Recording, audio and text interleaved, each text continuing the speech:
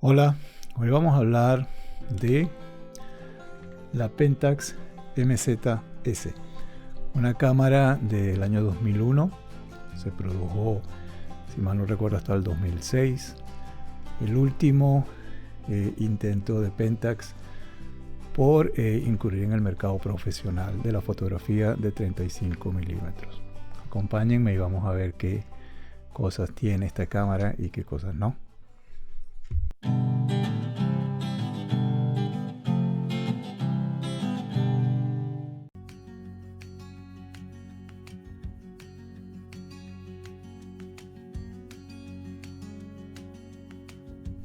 Bien, conozcamos entonces a la MZ-S, una cámara, como comenté, del 2001, el último modelo autofocus de la marca Pentax y que se desarrolló obviamente para la película de 35 milímetros. Luego de esto vino el desarrollo de lo que eran las cámaras digitales y entonces digamos que se termina el proceso de fabricación de este tipo de equipos. Así que fue la incorporación de la última tecnología que tenía Pentax en ese momento a un equipo de 35 milímetros.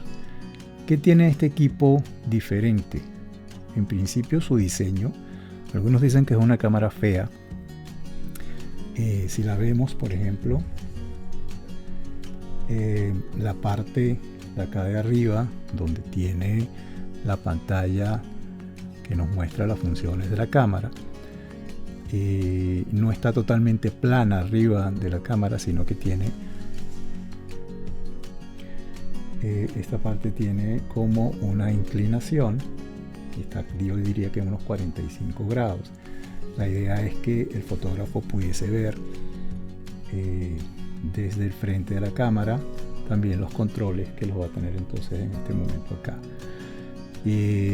Obviamente eso hace que el cuerpo de la cámara tenga un aspecto extraño, yo no diría que feo, sencillamente diferente a lo que digamos son los equipos de la competencia, que tiene todos los digamos automatismos de equipos de esta época, autofocus con unos 6 puntos de enfoque que se pueden seleccionar, y este es uno de los botones más incómodos que tiene ella, desde este botón que tiene por acá del lado del lente. Puedo seleccionar cualquiera de los puntos de enfoque o lo puedo dejar en automático y ella automáticamente va a seleccionar alguno de esos puntos en donde ella esté fijando el foco en ese momento. Generalmente aquí lo que se tenía en los otros equipos es el botón de profundidad de campo. El botón de profundidad de campo en esta cámara está aquí en el switch de encendido y justo acá, entonces de manera que sea más cómodo el accionar y cerrar el diafragma de manera de verificar la profundidad de campo. Me parece que es mucho más cómodo colocarlo aquí que tenerlo por aquí metido, ¿no? Y las funciones que tiene, por ejemplo, para el disparador de tiempo, que obviamente se puede programar a varios segundos distintos. Lo podemos tener para la toma sencilla o lo podemos tener para tomas en ráfaga. La ráfaga de esta cámara, creo que son 3.5 fotogramas por segundo, es lenta así en comparación a los equipos que le compiten, a los tope de gama de otras marcas.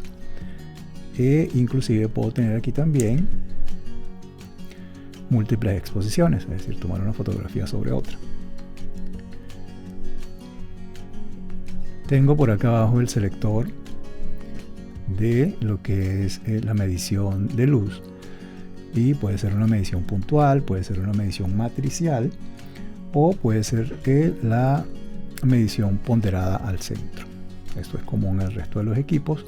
Lo interesante es que todo esto está acá en un par de botones y no metidos en un menú dentro de la cámara, donde uno tiene que entrar y navegar durante esos menús para buscar las funciones, sino que ya los tiene directamente aquí en unos botones, y me parece muy cómodo, algo que se pensó muy bien la gente de Pentax. El tema de por ejemplo, los programas de exposición, no tenemos un botón como en otras marcas que me diga Program, prioridad apertura, prioridad de diafragma o prioridad de obturador, sino que con esta rueda y el control del anillo de diafragma de la cámara, nosotros podemos realizar esos cambios en las funciones de exposición de la cámara. Si yo la tengo colocada, por ejemplo, acá en automático, vamos a encender el equipo, yo en principio lo tengo en prioridad de obturación, y cuando yo gire la rueda de acá arriba, voy a cambiar las velocidades de obturación. Si yo quiero ponerlo en prioridad de diafragma, entonces tendré que sacarlo de acá del automático que tengo en el anillo de los diafragmas, colocar el diafragma que yo quiera fijar, un F8 por ejemplo, y entonces automáticamente la cámara, digamos, al estar en F8 me va a buscar la velocidad correspondiente. Si yo muevo estando en esta posición, si yo muevo el anillo o esta rueda, entonces me pasa automáticamente a formato manual. Ya me queda fijado el diafragma, por ejemplo en 8 como lo tengo, y entonces al mover la rueda, lo que se va a mover obviamente entonces son las velocidades de obturación, y el F me va a quedar fijo. Tengo un botón que es este verde. Si yo presiono el botón verde, entonces vuelvo a la prioridad de diafragma. Tiene por acá también un botón donde hay una luz,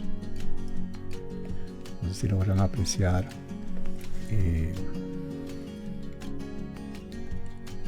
una luz verde. Eso lo tienen los otros equipos también de las otras marcas. Tenemos de este lado la rueda donde podemos ajustar la compensación de la exposición. Son más 3 pasos y menos 3 pasos. Podemos ajustar también de este lado el ISO y otras funciones.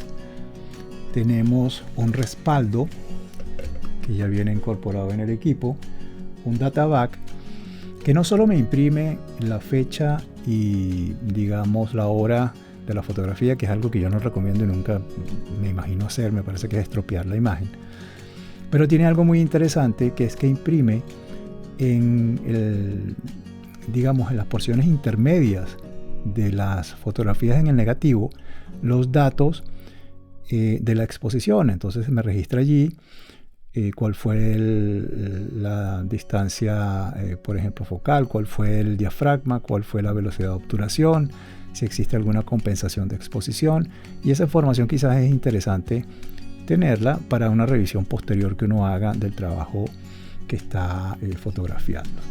Entonces me parece interesante esa parte, aunque quizá imprimir como siempre la fecha y hora en la imagen, pues nada que ver, ¿no?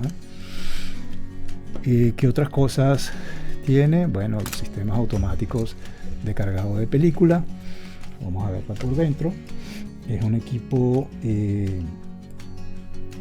bastante completo en temas de tecnología. Obviamente tiene lectura automática de los códigos de X de las películas, es decir, que ajusta automáticamente el ISO, o lo podemos hacer nosotros de forma manual si lo quisiéramos. Este equipo que yo compré tiene un accesorio que es el disparador vertical, que es este que tengo aquí abajo, que me permite utilizar baterías AA. Yo lo tengo con baterías AA, y además me permite tener opciones de disparar de manera vertical, algo que es muy cómodo para la fotografía que de repente uno está haciendo quizá de retratos, donde todas las tomas quizás van a ser en ese formato vertical. Tener un disparador para que lo tengo por acá, para esas tomas verticales, y obviamente con las funciones tanto de bloqueo de exposición de este lado. Es decir, es una cámara relativamente pequeña si la comparamos, por ejemplo, con una Nikon F100 o con una Canon EOS 1, en fin. Incluso podemos retirar este disparador vertical y la cámara va a quedar aún más pequeña. Tiene por acá arriba, vamos a aprovechar que está ya afuera, incorporada esta unidad de flash. Es una unidad pequeña, pero es una unidad que nos puede ayudar de repente para utilizar un flash de relleno si tenemos alguna sombra que nos moleste en exteriores, en fin. Igual tiene su zapata para colocar flash dedicados. Es un equipo de verdad muy completo, muy compacto si lo comparamos con los equipos de esa época, equipos profesionales de Canon o de Nikon, por ejemplo. Y eso va dentro de la filosofía también que siempre marcó a Pentax. Nosotros podemos compararla con una camarita que ya habíamos visto cuando hicimos la revisión de la Olympus OM1, que es esta MX de Pentax, y es un equipo que aquí fíjense que está con su motor de arrastre y es un equipo relativamente pequeño. De hecho, si las comparamos las dos, pues veremos que esta viejita es todavía mucho más pequeña, ¿no?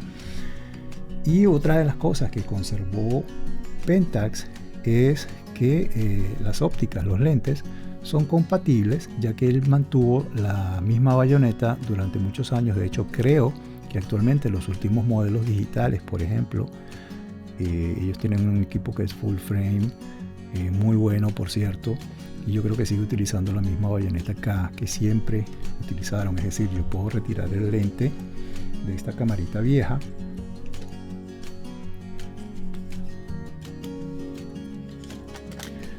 obviamente si quisiera hacerlo, y colocarlo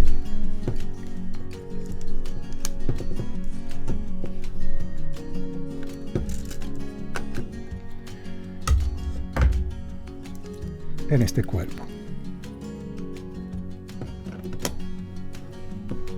Lo pudiera colocar entonces el lentecito de la cámara vieja, que obviamente es un lente de enfoque manual, pero que le va perfectamente, y yo puedo trabajar perfectamente con este lente sin ningún tipo de adaptador en la nueva Pentax. Ellos mantienen eso todavía, incluso los equipos digitales, como ya les acabo de comentar, pues también pueden utilizar este tipo de ópticas. Es decir, que puedo utilizar los lentes que ha desarrollado Pentax durante prácticamente la incorporación de la montura K. En fin, bueno, es un equipo bastante completo, relativamente pequeño para la cantidad de cosas que ofrece.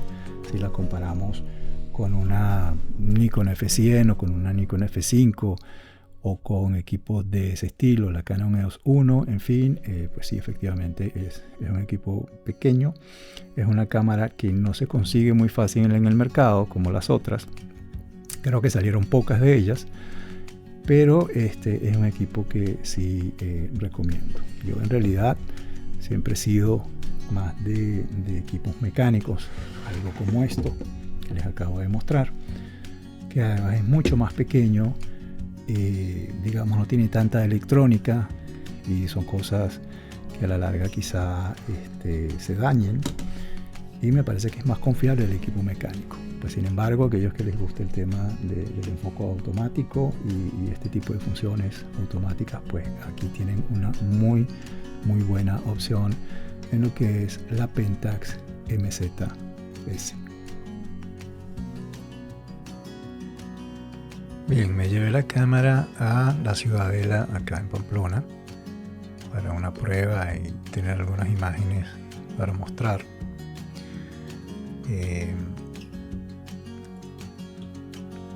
Eran parte de eso en esta muestra de imágenes que está acá. Esto fue algo que mandé a revelar en Fotografía Tutorial acá en Pamplona. Me entregaron mi sobre con mis negativos, copias en 4x6, como se hacía antes. Es decir, recibí mi sobre de fotografías con mis negativos. Y pues el resultado es este. Hay una, de hecho, de las copias donde nos ponen esta especie de hoja de contacto donde está una miniatura de cada una de las imágenes. No tuve el tiempo yo de hacer el revelado, así que tuve que mandarlo a hacer. Y pues les muestro parte de lo que fue el resultado de la fotografía con la Pentax. Y Esto, por ejemplo, las imágenes no tienen mucha resolución como para mostrar un detalle. Son, digamos que, archivos para imprimir las copias en 4x6, entonces digamos que ellos no necesitan tanta resolución para hacer eso. Y pues para compartirlos en red, en fin, es suficiente. Y para mostrar también el resultado de lo que aquí les muestro. Entonces la experiencia de verdad con el equipo es muy buena, es un equipo muy cómodo, la ergonomía excelente. El autofocus, pues como el autofocus de esa época, no es muy rápido, tiene apenas unos 6 puntos de enfoque. Si lo comparamos con las cámaras modernas digitales, pues obviamente yo creo que se queda en ese sentido, pero fiable, es decir, nunca falló, y suficiente por lo menos para el tipo de fotografía que yo hago. Les sigo mostrando el resultado. Esto, como les digo, fue en la Ciudadela, en Pamplona.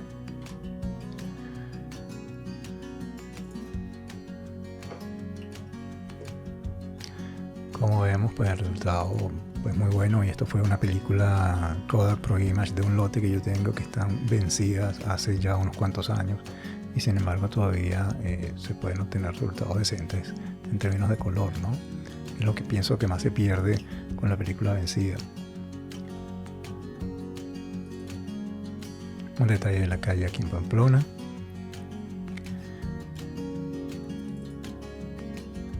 Esto fue en el centro de Pamplona.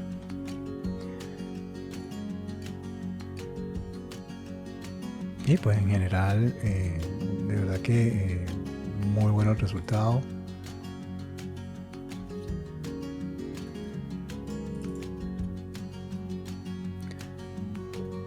Y nada que no, digamos, no tiene nada que envidiarle a una Nikon F100, una Nikon N90S, de ese estilo de cámaras autofocos de la época. Como les comenté, más pequeña, y de verdad que pues un equipo que se portó muy bien. Aquí hay un detalle, todo esto está hecho con un lente 28-105 de Pentax, un zoom, y pienso pues que el nivel de nitidez, rendimiento de color y todo está pues muy bien. Eso es parte entonces de lo que les quería mostrar como resultado de la prueba o de muestra de imágenes que tengo para la Pentax.